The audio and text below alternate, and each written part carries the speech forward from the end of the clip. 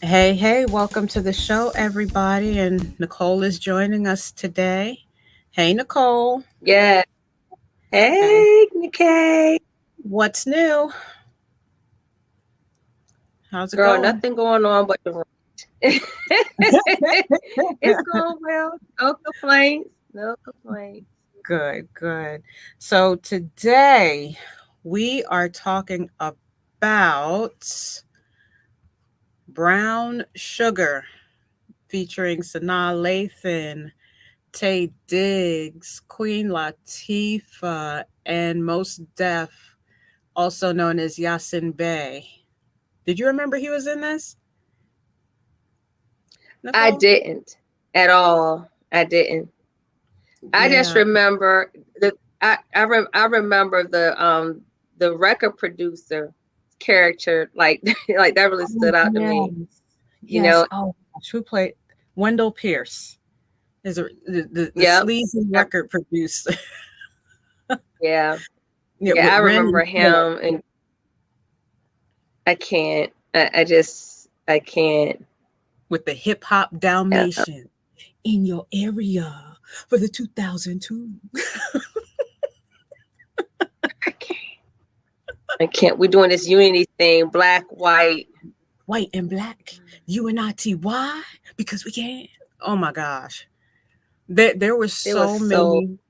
so many moments in this movie that when I tell you I was just sitting here rewatching it for the umpteenth thousandth time with an ear to ear grin on my face because this is a movie you can just ease back into and just take in, you know.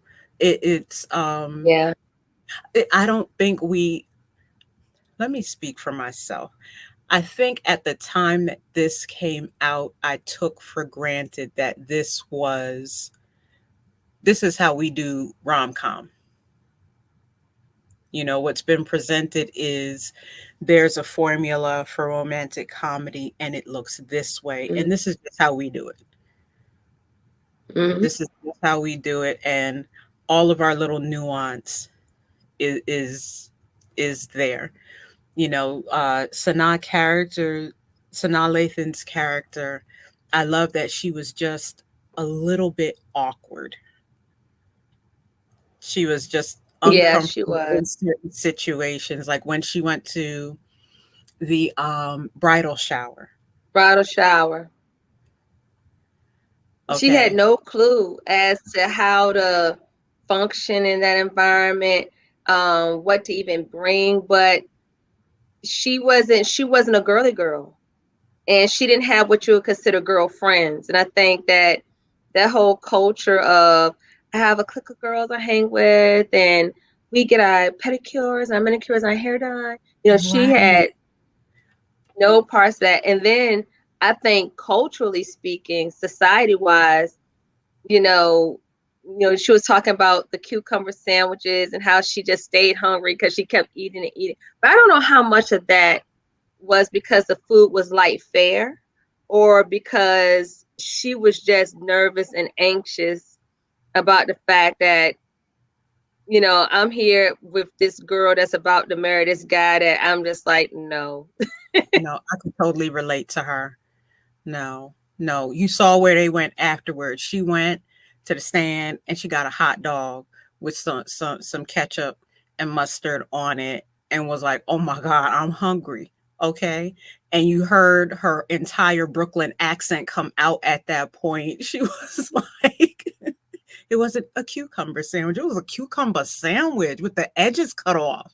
She was like, I need food. I need sustenance. Where was the macaroni and Oh, cheese? Where were the sides? What is this? I was the only pink box in a sea full of blue, but nobody sent me the registry. What the heck? You know? And she was the only one who knew anything about the dude that was about to marry the chick. It's like, and see, you awkward. know what? I don't know if you want to back it up because it seems like we already need deep into it versus kind of like setting it up. So do you want to set up? Yeah. Yes. 'Cause you kind of Okay. got, Let's start at yeah. the beginning because there's a whole bunch of people we have to remember we saw this when it came out. We grew up with this movie. We grew up with hip hop. Let's start there. Okay? Yeah. Because the opening scene, they show the hip hop icons in the park doing what the original hip hop artists started out doing. This is a genre of music. This whole movie is built on where hip hop started. This was a genre that they said wouldn't last 10 years. And then the next thing you know, Fred Flintstone and Barney Rubble are rapping about the greatness of Pebble cereal. And here we are. How long Yeah. has it been now? 40 years? 40 years. 40 years as a Yep. It matter of started in fact. Tomorrow is the first hip hop, National Hip Hop Day. It is tomorrow. Okay. 40 years. No, it's more than 40 years. 1973. okay, because um I want to say they mentioned 79. So it would Was it be a little bit over 71? 40. Either Yeah, way is, either way it's I been gotta go within the back and last look. 50 years. It's long. It's long. Okay. But it's like this thing has been around since forever. Forever. Okay. So that's what this is built on. And hip hop is the metaphor for the two main characters' entire relationship. That's what this whole movie is about. So Taye Diggs and Sanaa Lathan, they play Sydney and Andre. Sydney is Sanaa Lathan, Andre, of course, Taye Diggs. And they're in this complicated relationship where they've been besties since they were knee high to a blade of grass. And now they're full grown 10. adults. Huh? Yep, since they've been friends since they were 10. Yeah. They And kept so, mentioning being 10 years old. right. And so now they're adults and they're in the entertainment industry, and they're moving up in their careers and they're getting ready to settle down, and they're in various relationships, but they're kind of looking at each other like, but should we or shouldn't we? And things take off from there. And so, um, of course, there's all kinds of other players in the thing. Queen Latifah is Sydney's cousin. I love Queen Latifah in this movie. She Hmm. is she's just, yeah, yeah. And then just all this whole cast was, I like I said, I watched it and I sat there ear to ear like, this is too perfect. This is too perfect. And it share with me because I'm just gonna gush. So Well, tell me your thoughts. I would have rather have had it in the way life normally does, is Hmm. that people go in different directions, and it I would have rather have had it go that way. I can appreciate the fact that they got together in the end, but I think that that's too much of a putting a bow, a nice neat bow on things, Hmm. because sometimes life doesn't present itself where the opportunity fits so that you can do that. So I would have rather have it go in that direction. That's just me, because I kind of straddle on the realist end of how Right. life happens. But Yeah, but that but doesn't fit the but rom-com since formula.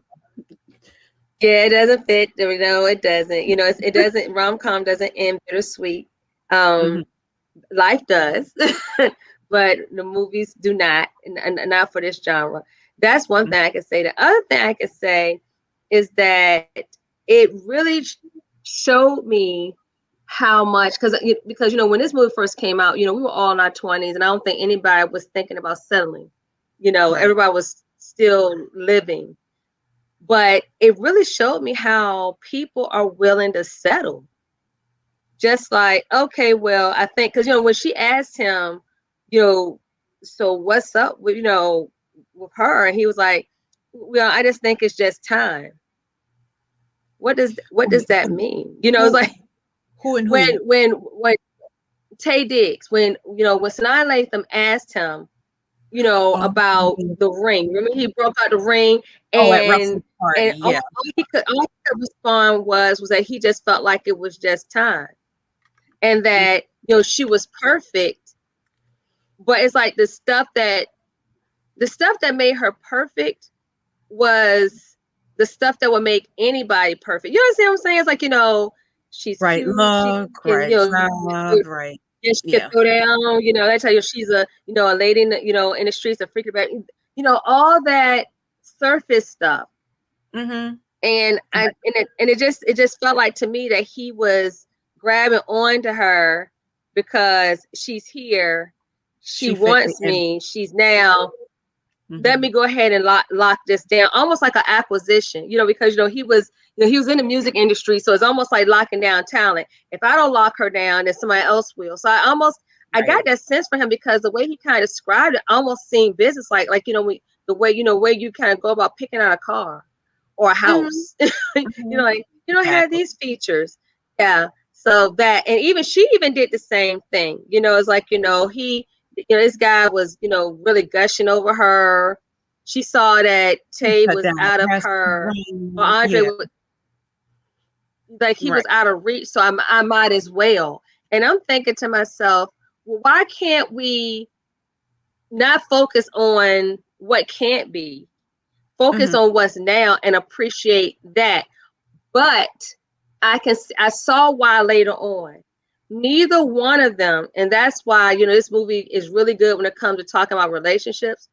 Neither one of them had an appreciation for who those people really were. Mm-hmm. Neither one of them did. Taye Diggs' wife had zero appreciation for his true love for hip hop and his desire to be an entrepreneur and his desire not to go Right. with the formula of what was happening in the music industry. She had zero appreciation for that. Mm-hmm. And I can't remember Boris Kojo's name in the movie. It was a K. It's, is it Oh God. Kelby. it was Kelby Dawson. Kelby. Mm-hmm. And so Kelby, he had zero appreciation for the fact that she was a writer. Right. He was That's her like, job. oh, yeah, the article you wrote The, about me was great. Yeah. the crazy part about it is that that's how you even knew she existed to begin with, is because of her vocation. You didn't meet her at the club. You didn't meet her at a star-studded party. You didn't meet her, at a basketball game. You met her because your agent set it up for you to be interviewed by her. So it was Exactly. kind of, so that's the only thing that saved it for me when it came to the whole nice, neat, bold type of aspect of it, is that Mm-hmm. both of them had a deep, profound appreciation and love for what the other one was doing, They had and something in the common fact that that rooted them. that's the, yeah, they did. Mm-hmm. There's some things that, as a character, because you said the awkwardness, I wouldn't have been the one to answer all those questions. I'm more of a sit back to see who knows what. I would Mm-hmm. have played it more. I would have played it more coy like that, because I felt like the more she answered, the more it let everyone else know in the room that, oh, well, what kind of relationship do they really have when she knows all of this, Mm-hmm. and the soon to be wife may not know, and I'm her girlfriend, the soon to be wife's best friend, and I don't even know all this stuff about him, but this chick, but no one could You have no one all could this. see or appreciate the fact that she's known him since they were 10, so why wouldn't she know? Right. Right. But it sets up the formula, and that played very well into the wedding scene as well. That And what happened before the wedding scene, that whole, and I'm just, and why right. is that so? Why is it? Why is it? I've known you since I was 10, and it takes us the night before your wedding to almost get into it. I'm just like, I can't with that. I can't with Wait, that hold last on. minute. But did you peep something in that night before scene? There was an object in that night before scene. And I didn't notice it until last night. As many times as I've seen this movie, I had to tax my brain to go, did you notice that was there before? Was it a vase or was it the Brookstone? No. Brookstone wasn't there. Brookstone was not used in that scene. It would have been a whole different So was movie it? if it was. The vase. Because I was like, did she have that out? Was it a vase? Yeah, the blue vase was sitting on the table. You know what's interesting about that? All the times I've watched this movie, and I watched it years ago, like several times. You know, we used to come on a lot. I had to really go back and revisit it last night to kind of get myself more familiarized. Mm-hmm. But that blue vase showed up a lot. After they purchased it, I really, for some reason, honed in on it. Like she even put flowers in it from Boris, or what his I could say Kelby. It's so hard for me to say his name because I don't like it. But anyway, like Kelp and B. I don't Kelp. What's his parents thinking? But but yeah, she put flowers in it. You know, she took a few out of the big bunch, put them in there and put it on her mantle. It blew me. I was like, oh wow, you didn't notice that? I gotta go back and watch it now. You I'm have gonna to have to go go back back and and watch watch it. it. That vase was everywhere. When she was writing, that vase was by her computer.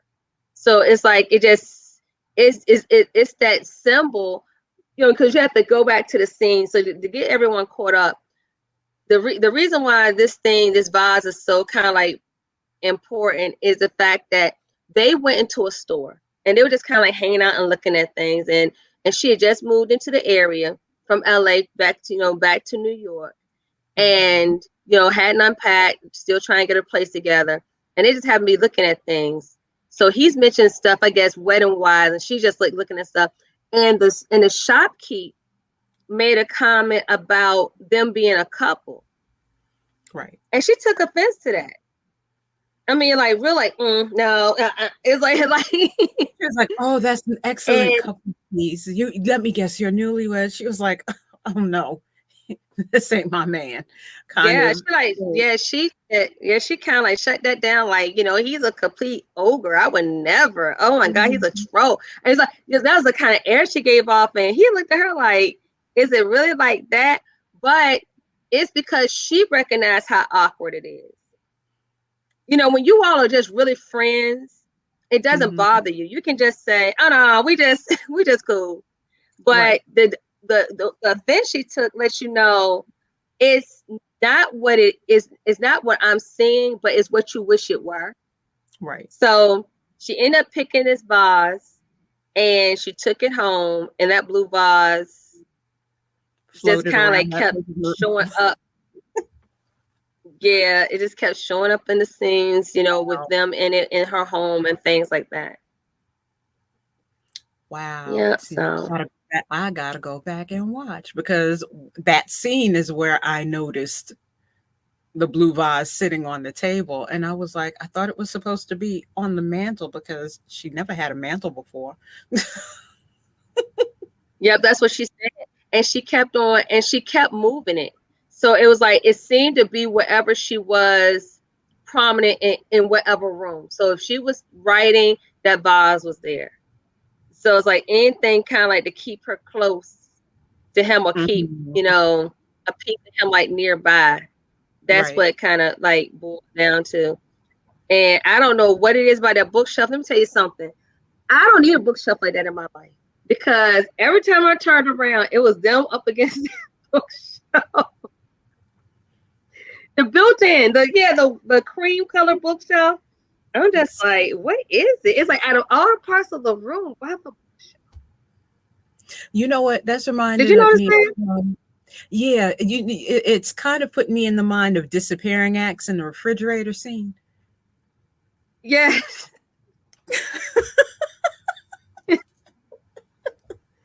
That scene makes me It's angry. I don't just, have a problem with the bookshelf because I was having bookshelf envy for different reasons.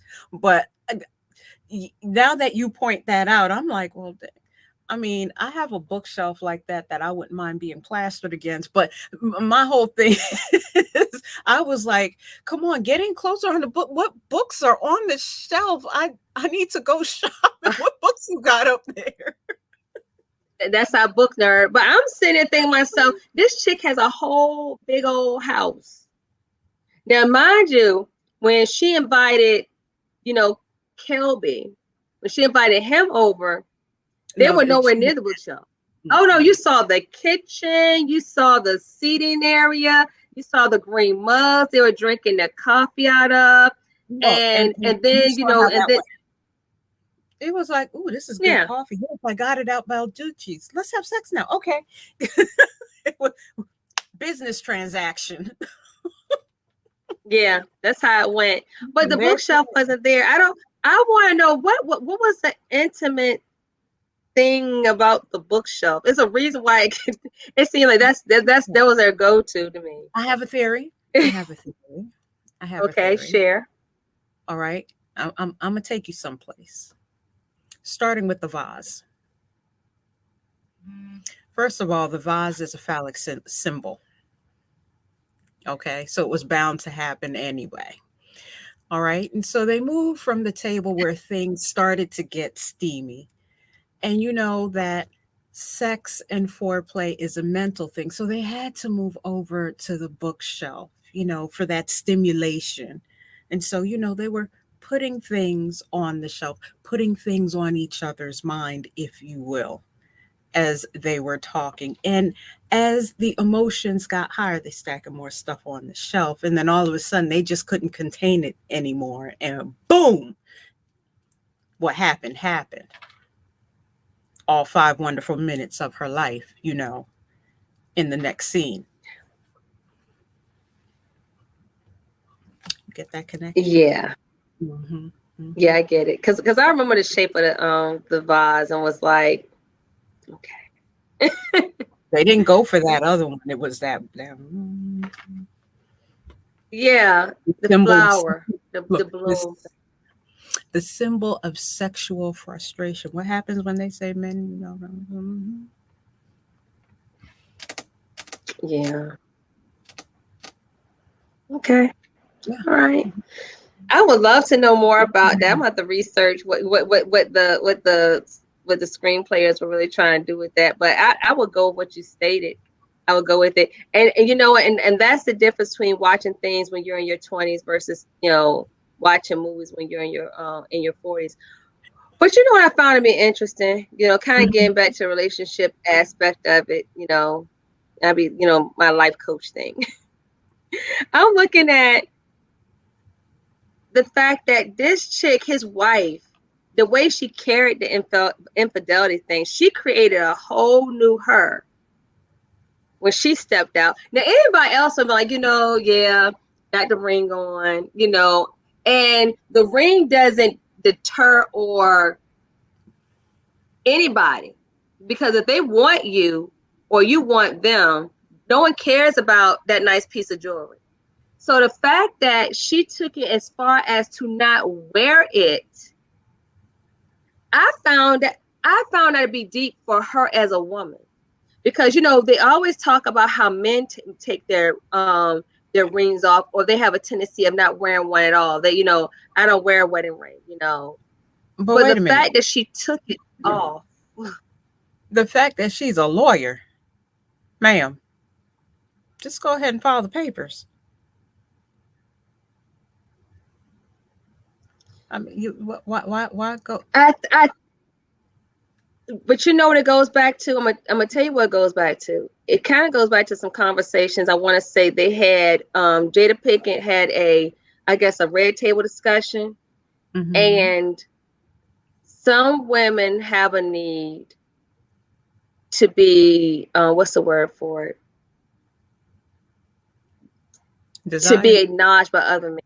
Desire. Oh, okay. And Okay. I and some and so some of it happens where you get married, you're locked down with this one person.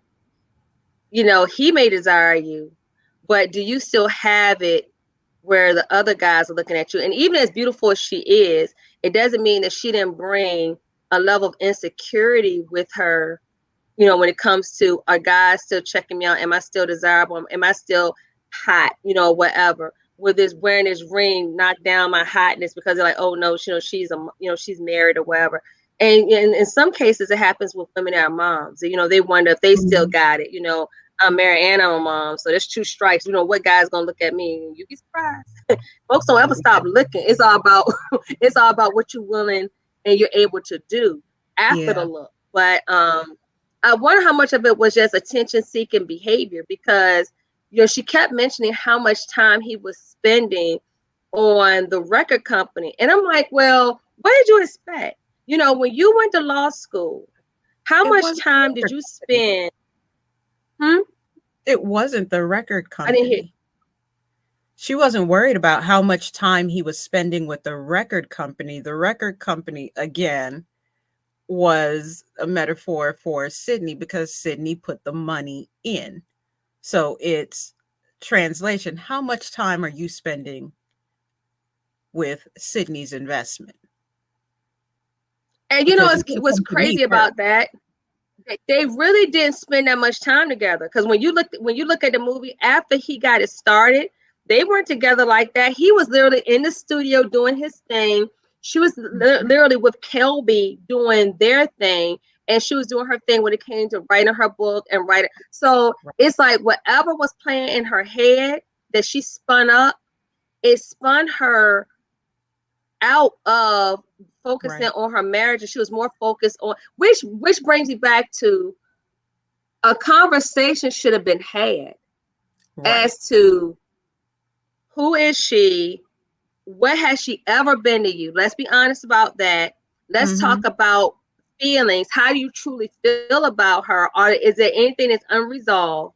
But none of those conversations were had. It was more Never like, happened. Yeah. I think I know what it is, and I'm just going to suck it up and deal with it. But then look what happens when you don't have those kind of conversations. Right. When you kind of like leave stuff wide open. So I think some of what she did was attention seeking because she all in the gym and talking to this one and grinning and flirting with that one. And I'm Mhm. like, wow. But he never took his attention off her, which I found to be interesting. After his little almost run-in with Sydney the night before they got married, that was it. You never saw where they projected him to be that industry, guy, running Right. women, running models. No, he never did that. Right. So it was some insecurity there that she didn't get resolved.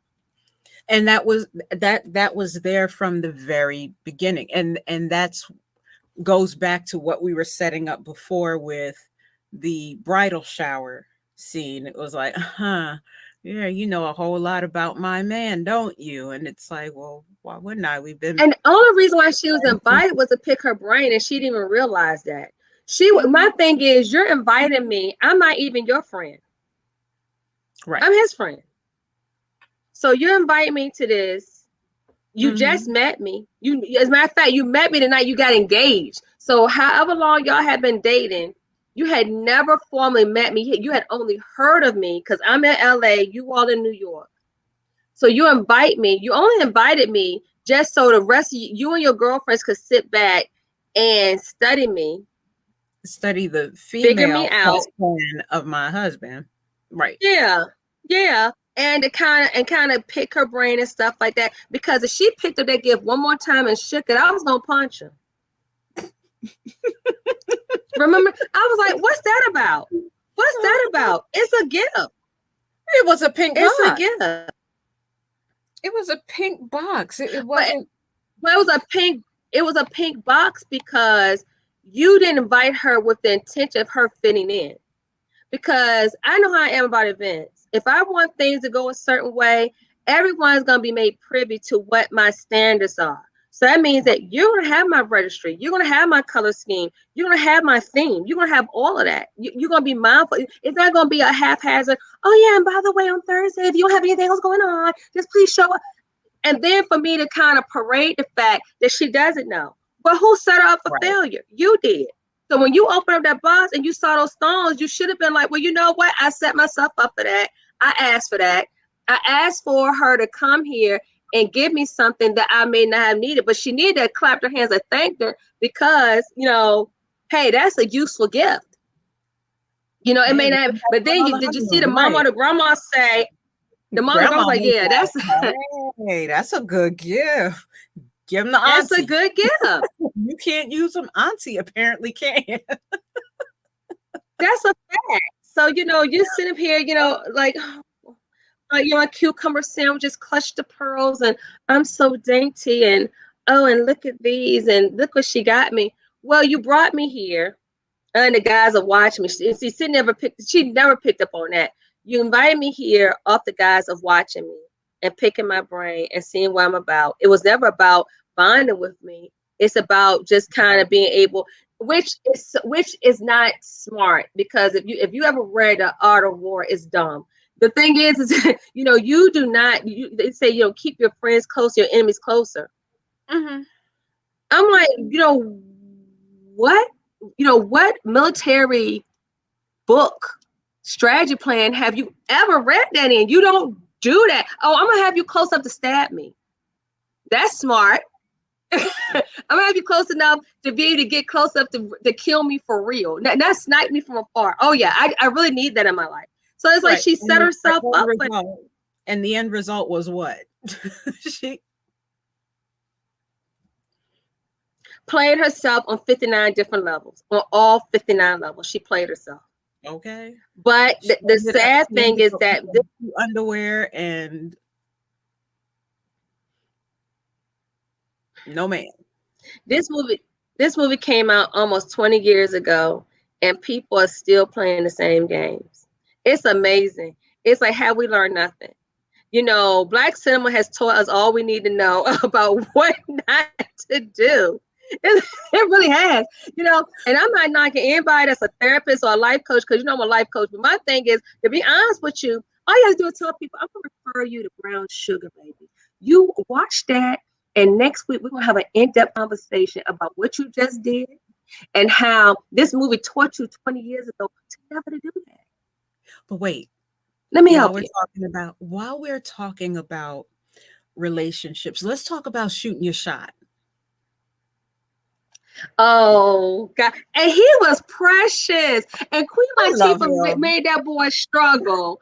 She made him struggle, and I'm just like, and she knew he was struggling from the first night he met her. He didn't know what to do with all that woman. And this is what I loved about the casting, because I had absolutely no problem buying into the fact that Andre and Sydney, that they were really friends, that chemistry was there from the beginning. I had no problem with, oh gosh, let me give you their names, that Chris and Francine, that they really had this little bit of tension between them. Look, Yasiin Bey played himself. He was just this casual, like, yo man, I'm not here for your record contracts. I'm doing my own independent thing. Yeah, I know you work over taking at my publishing, and you coming for all the who hip hop Whovillians and all this. He had his whole thing right. Just the sarcasm and just the casual mannerisms, and then he meets Francine and he's like, yo man, can you like can you put in a word? And Francine's like, is he really trying to flirt with me? just the whole thing. That and it's they didn't have, well, he had a bigger part than Queen Latifah, but just those moments between them. And by the end, she's like, you want to go out? And he's like, oh yeah. Mm-hmm. Mm-hmm. Yeah, I'm a goer. I'm a goer. It's like, And you know, and the crazy part is, if that relationship developed, we know who's gonna run the show. It was gonna be her, and he was gonna let her do it because Mm-hmm. he was so and enamored of her. It was just like Oh my he looked God. up to her like she's goddess. Like, Queen and what am I supposed to do with goddess. all this woman? Oh my gosh. I would have loved to see a spinoff. Just those I two. know. He's like, So, man, he's like, I'm not no model. He's like, I'm not all fancy like you, Dre. He made a distinction between how Dre kind of comes off and how he comes off. He's like, I don't have all that, but he felt like Francine needed that, and actually she didn't. She just needed you to be real. But the whole flute thing, him describing the glasses, because he oh didn't, my because like God. maybe I try to hit her with some intellectual stuff, That was and hilarious. he was like, and then she had some made because of her. He didn't know Her how to describe it. yeah, her upper body. So before we came on, I was mentioning to you that, as an actor, I've seen him in one other thing and I want to see him in more stuff because he's Yeah, like, wow, he's an amazing actor. He was in Monsters Ball. And when I mentioned this to you, you're like, I've seen Monsters Ball. He was in it. And I was like, yeah, he played the dad. And you're like, no.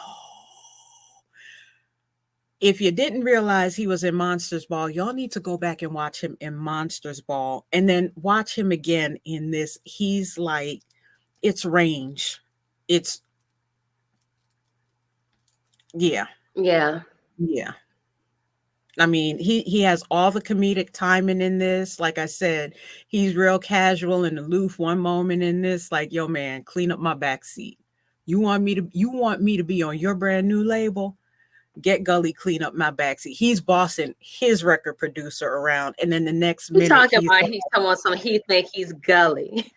you know, and then the next minute he meets Francine, and he's like, "Yeah, yeah, the food was delicious and nutritious." Like, you know, like a little bit of game, He know what to do. He know what to do. And and he's then a whole rapper. And you think about how they spin words all the time. He had no words for her. None. None. but it was absolutely adorable. I loved it. I just loved the character that he Yeah. played. Absolutely loved it. So, on a scale 1 to 5, where would you rate this movie? I would give it a 4. Only because, like I said, the neat little bow aspect. I would say a 4.5. The only thing that saved it is that it's kind of hard if there's certain it's different levels of settling in a relationship, or when you're talking about going into a marriage, Mhm. and I think that for some people, you not understanding or connecting with what it is I do is a deal breaker, because a Mhm. lot of what people do is connected to who they are, period. So it's not just a job. It's not just a vocational occupation. This is how I make my money. My heart and soul, this is why I'm here, type of Mhm. thing. And when I think about those two, even though, anybody can trivialize hip hop or the music industry or whatever, their whole thing since they were kids. I mean, who does that? At 10 years old, you fall in love with a music genre, and then your career ends up being a part of that. Right. You go to school, you go into Columbia to be a writer, to do this, that type of thing, and whatever Dre did to prepare him to do this. So obviously this is important. This is not some fly by night hobby weekend type of escapade, do it yourself type of thing. So I think for me, that's the only thing that allows me to give it a 4.5 versus a 5, is that I can see better now that how can I call myself being in a marriage with you when I'm supposed to appreciate what it is that you do and what you bring to the table and what you value, and we're supposed to be building, but you don't even see me. And Mhm. this is how I've been living. This is what I do, and that's how you met me. So that's why I'm with the 5 on it. Yeah. I mean, 4.5 compared to the 5. I know you probably want to give it a 10. It's like it's not even it's past that. You're like, no, we can't give it a 5. It's 10 stars and a snap. Look, y'all And two caught my snaps in a emotion circle. about it in the beginning. I give it a 5 because for me, this was just sit back, grab your snacks and a drink and settle into it. This is all nostalgia for me. Brooklyn's my hometown, so I'm just sitting there watching it, looking at the brownstones, looking at the hot dog cart, and seeing people on the street doing the rapping and break dancing and all that stuff, and just remembering my childhood. And then the other aspect of it is the nice neat bow at the end. Will you go with me, yes or no? It's like they came back to their middle. It's the whole how they got there almost didn't matter. It's the fact that they kind of came back to the reality that, you know what, we've been playing around with this whole thing all this time, and yeah, we're meant to be together. Let's quit playing games and just do this thing and get on the same It's page. nice to see that. Back to what you said, which is that this person gets me, and we're all in our own way looking for that good fit. It also puts me in the mind of the question that she asked in every interview: when did you fall in love with hip hop? That's how And I was going she to ask you that. phrases it. We should ask each other that. Right. When did you fall in love with hip hop?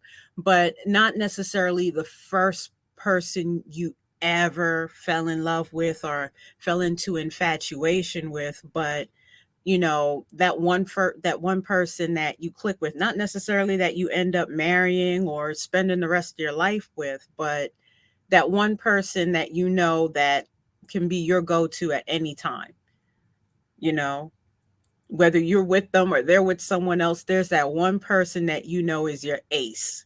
If anything happens, you can call them up Yeah. and they're like, I got you. There's somebody like that, your old boo, that you two are just like this. That's who they were to each other. Even if they didn't end up together in the end, they're together. And so it's like, it kind of puts me in that warm and fuzzy kind of headspace. Yeah, And it's like, it's what? like twin flame. Right. If anybody, wants to look that up, look up twin flame, because not everyone marries their twin flame. It doesn't always line up that way, but suppose we all have one. But we do need to ask, before we end this broadcast, we do need to ask one another, when did you fall in love with hip hop? Literally, like, the genre.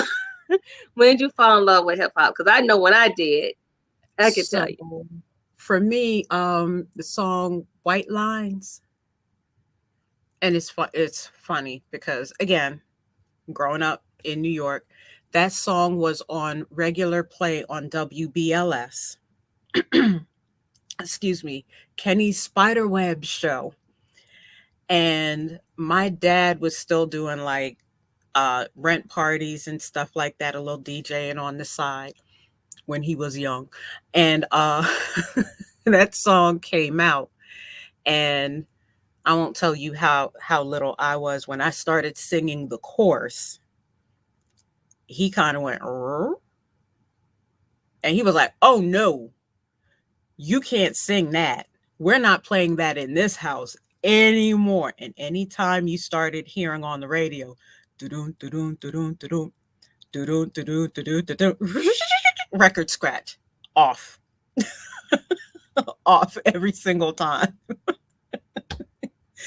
Didn't get past these ear gates again. But that was the moment. Wow. Yep.